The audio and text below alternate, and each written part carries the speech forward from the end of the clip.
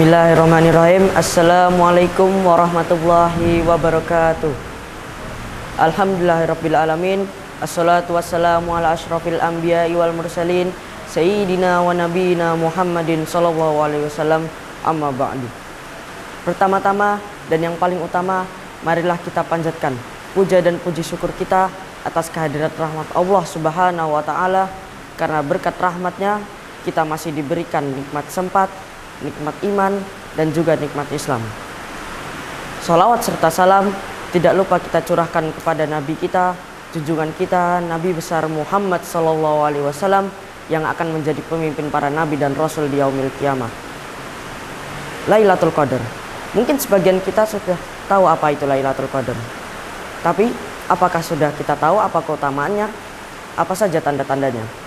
Maka dari itu berdirinya saya di sini ingin menyampaikan materi tentang apa itu keutamaan Lailatul Qadar dan tanda-tandanya. Pertama-tama, sebelum kita tahu tanda-tandanya dan sebelum kita tahu keutamaannya, marilah kita tahu apa itu malam Lailatul Qadar. Jadi, malam Lailatul Qadar itu adalah malam yang dimana salah satu malam dari 30 malam yang ada di bulan Ramadan, yang disebutkan jika kita beribadah dalam malam tersebut itu sama seperti kita beribadah selama 1000 bulan. Waktu yang cukup lama untuk kita umat Nabi Muhammad yang diberikan waktu yang lebih singkat daripada umat-umat Nabi sebelumnya. Jika kita konversikan 1000 bulan itu sama seperti 83 tahun lebih 4 bulan. Waktu yang sangat lama, dan itu pun jika ada umat Nabi Muhammad yang mendapat waktu selamat itu, belum tentu dia bisa beribadah penuh dalam waktu selama itu. Karena belum dikurangi dengan waktu tidurnya, waktu makannya, dan waktu kerjanya. Jadi malam ini adalah malam yang sangat spesial yang dianugerahkan oleh Allah kepada kita, umat Nabi Muhammad. Dan hal ini juga didukung dengan Quran surah Al-Qadar ayat ke-3 yang berbunyi, A'udzubillahi minasyaitonirrajim, Bismillahirrahmanirrahim. Lailatul Qadri khairum min alfi syahr. Yang artinya malam Lailatul Qadar itu lebih baik daripada 1000 bulan. Dikatakan dalam ayat ini, malam Lailatul Qadar itu lebih baik daripada 1000 bulan. Lebih baik, kita garis bawahi, lebih baik.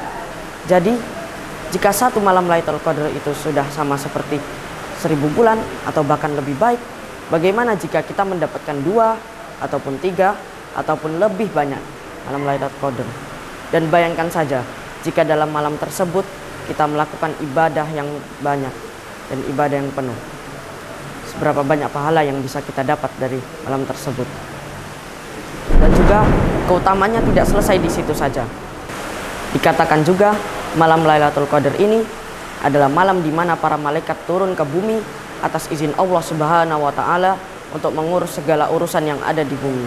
Dan juga dikatakan malam Lailatul Qadar ini adalah malam yang sejahtera hingga terbitnya fajar. Hal ini didukung dengan surah Al-Qadar ayat ke-4 dan ayat ke-5 yang berbunyi, A'udzubillahi minasyaitonirrajim, Bismillahirrahmanirrahim. Tanazzalul malaikatu warruhu fiha biizni rabbihim min kulli amr, salamun hiya hatta matla'il fajar. Jadi, itulah keutamaan-keutamaan yang ada di malam Lailatul Qadar.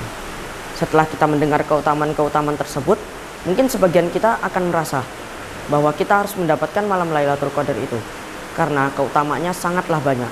Jadi setelah kita tahu keutamaannya, marilah kita cari tahu tanda-tandanya.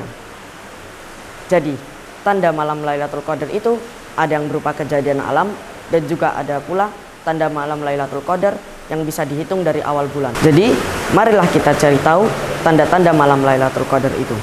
Di sini saya akan mengambil pendapat dari ulama kita, yakni Imam Ghazali rahimahullah. Di dalam kitabnya yang bernama Hasyiah Jamal al-Ashr il-Minhad, beliau membuat satu kaidah yang dimana malam Lailatul Qadar ini dapat dihitung dari awal bulan Ramadan. Jadi di dalam kitab tersebut beliau berfatwa jika awal Ramadan itu jatuh pada hari Senin, maka malam Lailatul Qadar akan jatuh pada malam ke-21-nya. Dan jika awal Ramadan itu jatuh pada hari Selasa dan hari Jumat, maka malam Lailatul Qadar itu akan jatuh pada malam ke-25. Dan jika awal Ramadan itu jatuh pada hari Rabu dan hari Ahad, maka malam Lailatul Qadar akan jatuh pada malam ke-29.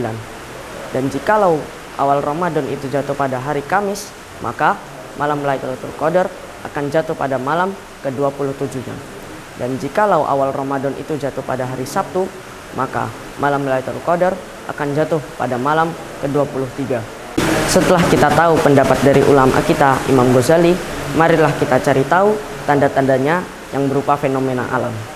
Jadi, sebelum malam Lailatul Qadar, pada sore harinya akan terjadi gerimis rintik-rintik yang bukan berupa hujan lebat ataupun hujan yang mendatangkan bencana, tapi hanya berupa gerimis yang rintik-rintik. Dan pada malamnya adalah malam yang tidak panas, tidak pula dingin, tidak terjadi angin kencang yang bertiup, dan tidak ada hujan.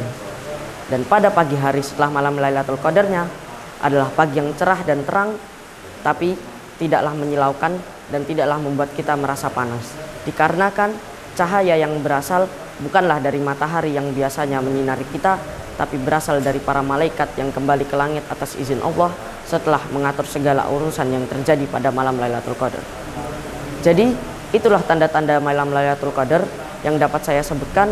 Mungkin jika ada kata-kata atau perbuatan yang kurang berkenan, mohon dimaafkan.